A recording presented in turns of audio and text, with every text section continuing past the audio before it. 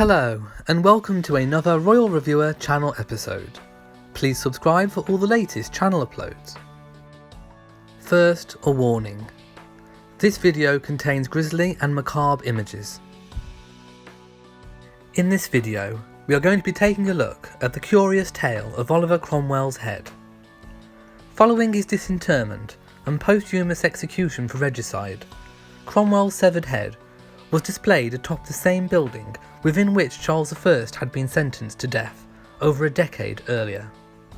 Almost 30 years later, it went missing, and so began a story of changing ownership that lasted all the way until the 1960s. The curious tale of Oliver Cromwell's head begins at Sidney Sussex College, Cambridge, England, on the 25th of March 1960, where a secret ceremony was taking place, the burial of a human head, which had already been deceased for 350 years before.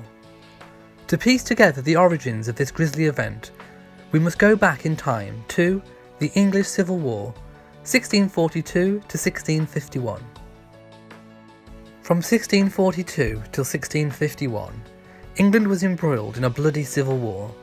On one side were the Royalists, who were led by King Charles I, on the other the Parliamentarians led by Oliver Cromwell. A battle about the powers of Parliament versus the power of the King. Charles I was an autocratic monarch who believed in the divine right of kings. He stated that kings are not bound to give an account of their actions, but to God alone. Charles I considered Parliament a nuisance, whose only useful function was to help him raise taxes.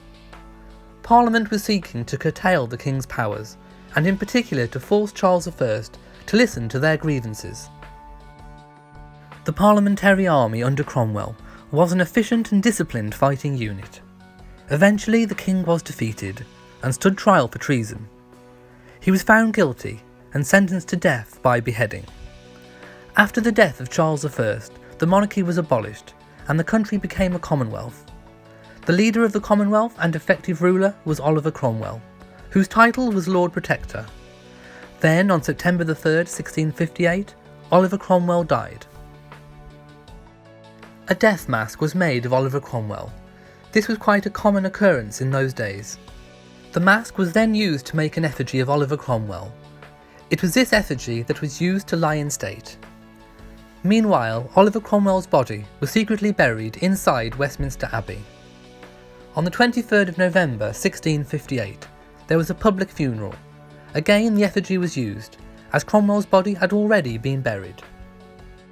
After Cromwell's death, the Commonwealth only lasted for 9 months, before the restoration of the monarchy, where Charles I's son was restored to the throne as Charles II. Charles II wanted revenge for his father's execution, and the majority of the surviving signatories of Charles I's death warrant were imprisoned or executed.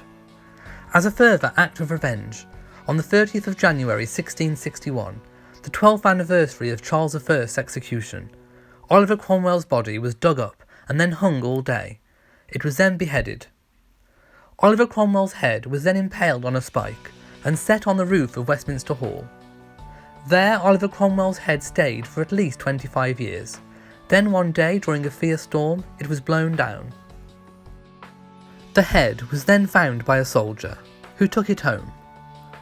When it was noticed that Oliver Cromwell's head was missing, there was a search, and Cromwellian sympathisers were suspected. Oliver Cromwell's head was a dangerous item to be in possession of, so it is presumed that the soldier hid it and kept quiet. Then in 1710, Oliver Cromwell's head reappeared and was exhibited for money. In 1841, Cromwell's head was bought by Josiah Henry Wilkinson. Cromwell's head then stayed in the family until 1960, where it is given to Sidney Sussex College, which was Oliver Cromwell's old college. After some debate, the college decided to bury the head in a secret place, so Cromwell could finally rest in peace. A plaque close to the burial site commemorates the interment of Oliver Cromwell's head on the 25th of March 1960. Here we see a comparison photograph of Oliver Cromwell's head and his death mask, which was taken from his actual face. We can see that the features do align.